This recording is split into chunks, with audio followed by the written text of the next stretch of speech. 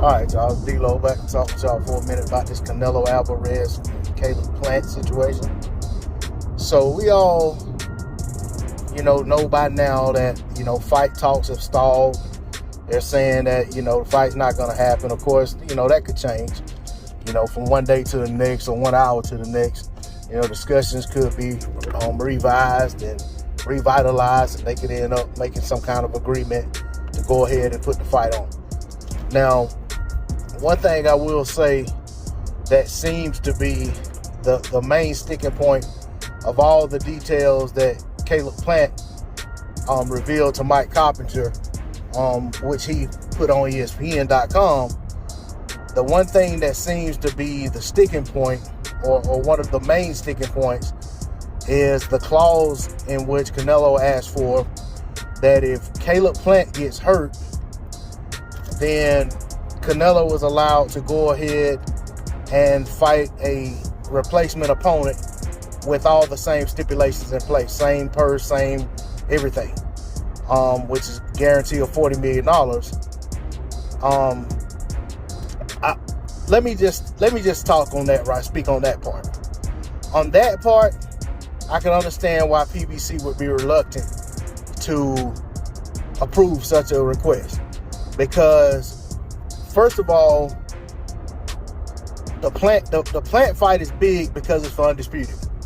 So if there's a replacement opponent that they have to plug in place of Caleb Plant, Undisputed isn't on the table. You still got Canelo, but depending on who Canelo's fighting, the fight's not as big. And we're talking about a pay-per-view fight. So they may not be able to put the fight on pay-per-view. It may not do well, whatever. They already don't know how well the Plant fight's going to do. So with all of that being said, I can understand the reluctance of PBC to approve such a request, or to put such a request into the contract. You wouldn't really want to put that literature into the contract, is what I'm trying to say. Now, on the flip side, if Canelo were to get hurt, Caleb Plant is not allowed to proceed with the fight. And I say hurt, or also get sick, or has to pull out for whatever reason. But if Canelo is unable to proceed with the fight, Caleb Plant isn't allowed to have a fight in the interim. He has to basically remain on the shelf until Canelo is ready to continue with the fight, or ready to proceed with the fight. The issue with that is, for one, you're basically robbing Plant of the opportunity to make a living, to get a fight in and make a purse. Not saying he's going to get the same purse he would for Canelo, but basically he gets no purse because Canelo isn't able to fight.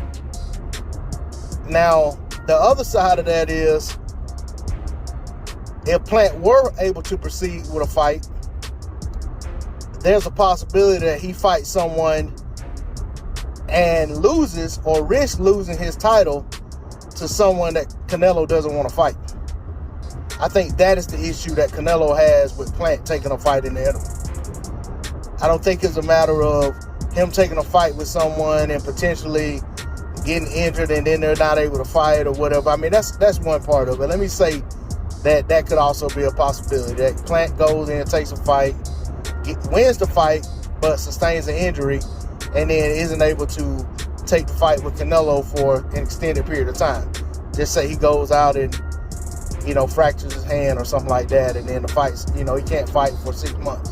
So then Canelo's in a situation where he has to have another fight versus someone else after he just got done,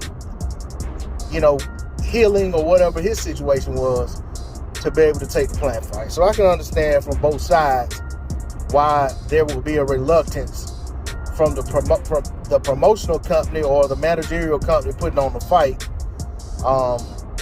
to agree to such stipulations. So for me, I see that as a deal breaker.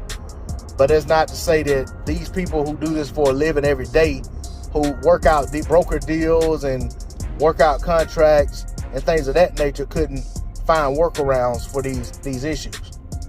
Because to me, if they don't like Canelo's clause of saying, you know, if Plant gets injured, he wants the same money versus a replacement opponent. To me, with PBC having this huge stable of fighters, and 2 fighters in particular who they want to put in the ring with Canelo, to me, it's simple. Okay, Canelo, we'll still give you your $40 million, but the 2 options you have are Jamal Charlo and David Benavidez. And you get to pick. We'll give you the option to pick of the 2, if both guys are willing to fight you, of the 2, which guy you want to be the number 1 replacement and who do you want to be the number 2 replacement, and go from there.